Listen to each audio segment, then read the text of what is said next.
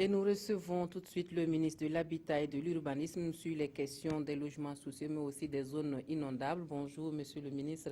Bonjour, madame. Et bienvenue sur le plateau du Midi Magazine Merci. de ce dimanche. En entendant de parler des sujets qui nous intéressent, nous allons peut-être demander une réaction tout de suite à chaud par rapport à ce reportage. On a vu qu'il y a des populations qui attendent en tout cas beaucoup du gouvernement ou des autorités municipales pour leur faciliter l'accès à leur domicile. Quelle est votre réaction par rapport à ce qu'on a vu? Bien, je voudrais d'abord vous remercier de cette opportunité de nous expliquer sur les antennes de la télévision nationale les difficultés que nous avons constatées au niveau du reportage. C'est la question de la viabilisation des quartiers nouvellement aménagés. Il faut dire que le premier CACEM du ministère depuis notre arrivée à la tête de ce département a été consacré à la question de la viabilisation des quartiers et de l'accès aux services urbains de base. On entend par viabilisation l'aménagement de la voirie, l'aménagement des caniveaux de drainage d'eau pluviale, l'adduction d'eau, les branchements d'électricité ou l'utilisation de l'énergie solaire, étant donné que c'est la tendance actuelle.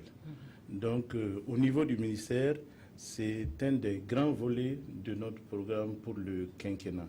Du reste, au niveau du site dont vous avez parlé à Basseko, nous avons entrepris un certain nombre de travaux de voirie, de canalisation et des structures comme la Sonabel, l'ONEA sont également à pied d'œuvre. Mais ce que je peux vous dire, c'est que pour ce qui est du pôle urbain de Basseko, parce que nous appelons ça un pôle urbain, c'est un site qui a près de 15 000 parcelles. Si vous prenez une moyenne de 6 habitants, 6 personnes par parcelle, vous voyez à quoi va ressembler cette cité-là à la fin de son occupation. Ce sera un peu comme une ville, comme Koudougou. Et donc, nous avons estimé les besoins financiers pour la viabilisation à près de 85 milliards. C'est pour vous montrer le coût des opérations de viabilisation. 1 kilomètre de voirie en zone urbaine, c'est 1 milliard. 1 kilomètre de caniveau primaire, quand on dit caniveau primaire, c'est les grands canaux d'évacuation des eaux pluviales. 1 kilomètre de canaux primaires, vous en avez pour 1,5 milliard. Mais le gouvernement a pris l'option de rendre tous les aménagements que nous allons faire dans le quinquennat, tous ces aménagements-là viables, de manière à offrir un cadre urbain sain pour les populations et à travailler à l'équité dans ce domaine. Vous avez des quartiers comme Ouaga 2000 où nous sommes à un top de viabilisation et vous avez à côté des quartiers comme Karpala où les conditions de vie des populations est assez difficile. Alors, nous allons parler des zones inondables. La saison des pluies s'installe et déjà on enregistre les premières inondations. Vous y avez fait un tour. Qu'est-ce que vous avez retenu? Eh bien, nous avons fait un tour dans les zones inondables pour toucher du doigt l'évolution du déménagement des populations.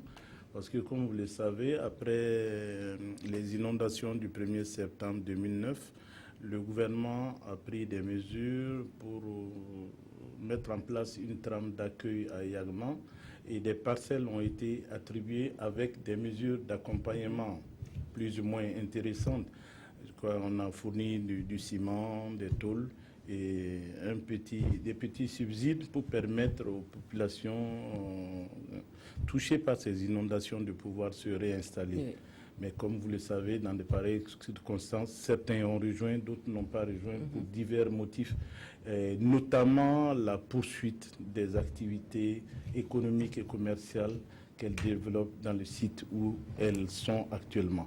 Donc, en relation avec les conseils municipaux qui viennent d'être installés, nous allons reprendre la sensibilisation et voir quelles sont les mesures qui peuvent être déployées pour permettre à ces populations de pouvoir continuer à exercer leur activité dans des sites plus sécurisés, parce que pour nous tous qui avons vécu les inondations du 1er septembre 2009, il ne nous viendrait aucunement dans l'esprit de conseiller à des personnes de rester dans ces Et ceux qui seraient réfractaires justement à cette idée de déménager, qu'est-ce que vous allez faire? Ils vont rester, ils vont partir de force? Les zones déjà concernées par les inondations, les zones inondables ont été balisées. Nous allons donc entreprendre la sensibilisation jusqu'à un certain stade. Après, il va falloir que l'État prenne des mesures pour amener ces populations à se discipliner. Nous faisons appel au civisme des populations qui habitent dans ces zones. Les dangers sont très très grands. Et comme vous le savez, nous sommes dans une période de changement climatique où personne ne peut prévoir ce qui peut arriver. Vous avez vu récemment à Paris, il y a eu des inondations. Malgré le niveau d'aménagement des villes comme Paris, vous avez vu les dégâts. Et quand vous le ramenez à des niveaux comme chez nous, ça va poser beaucoup de problèmes. Donc, Monsieur le ministre, on va parler des logements sociaux. Vous étiez en début de semaine sur le site de Basenco. Vous avez visité les logements qui ont été construits et ceux qui sont en finition. Qu'est-ce qui vous a motivé spécialement ce déplacement à Basenco, là, sur le site des logements sociaux? Comme vous le savez, les logements sociaux ont été entrepris depuis un certain nombre d'années. Et à notre arrivée à la tête du ministère, nous avons fait un point de ces réalisations. Et notre déplacement sur le site de Baseco avait pour objectif de nous rendre compte des réalités et de prendre contact donc avec les promoteurs immobiliers qui travaillent sur ce site-là et voir ensemble qu'est-ce qui peut être fait pour améliorer les conditions de travail et permettre d'atteindre des résultats efficients. Du reste, au niveau du ministère, nous avons engagé une grande réflexion pour faire le bilan de tous ces aménagements. Vous avez constaté, il y a près de 3500 logements qui ont été construits, mais une bonne partie n'est pas occupée pour la simple raison que l'accès au site est difficile, les problèmes de viabilisation dont je viens de vous parler, les services urbains de base, comme on les appelle, que sont les écoles, les dispensaires, les services de sécurité, les marchés, etc., etc. Il y a un certain nombre de commodités qui font défaut dans ce site et nous allons nous atteler à ce que toutes ces commodités puissent être réalisées de manière à permettre aux attributaires de rejoindre les maisons. Et quelle est la politique du gouvernement par rapport au logement en général? Est-ce que vous allez poursuivre dans les logements sociaux et économiques ou bien il y a une autre nouvelle idée que vous allez mettre en place? Dans le programme du président Roch Kaboré, il est prévu un vaste programme de production de logements socio-économiques et de standing, ainsi que de logements collectifs. On entend par logement collectif ce qu'on appelle coutumièrement les HLM.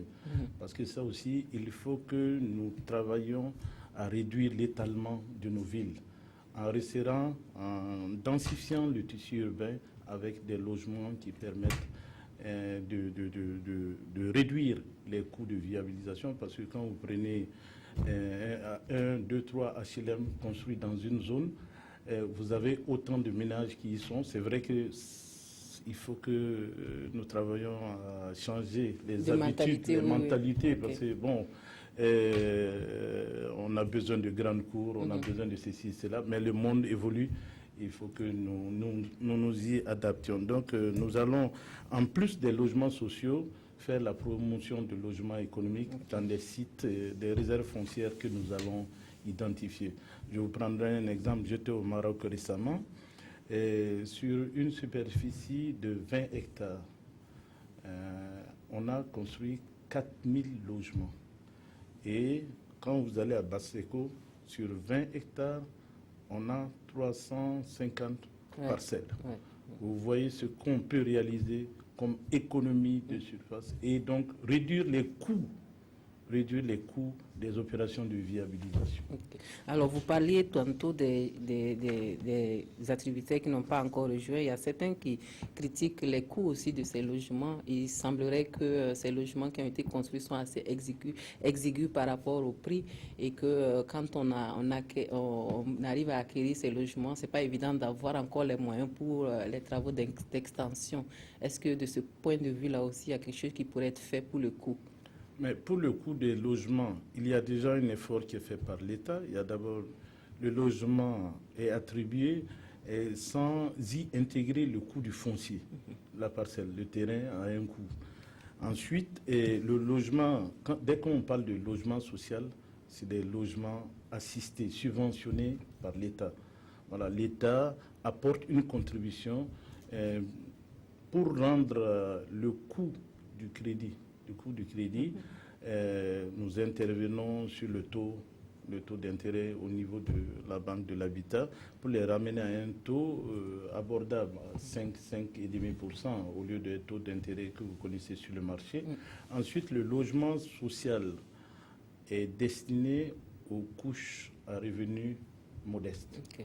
Donc, il se situe aujourd'hui entre 5,5 millions et 7,5 millions. Je pense que c'est déjà un grand effort.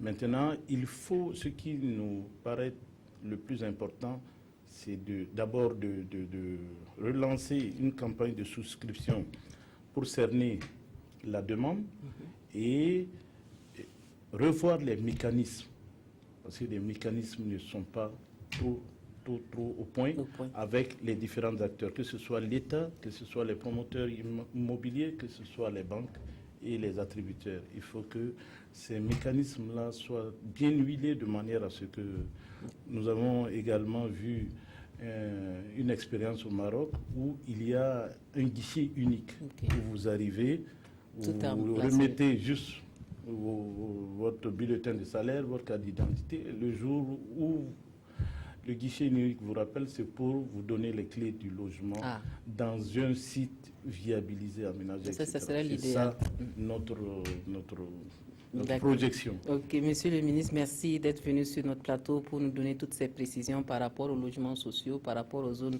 inondables. À moins que vous n'ayez peut-être un mot de fin.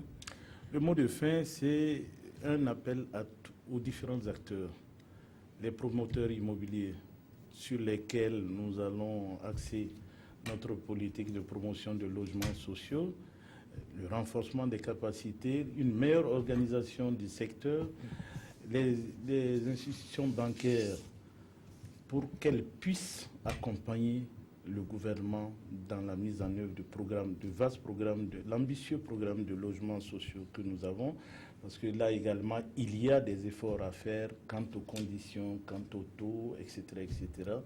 Et en dernière position, les attributaires.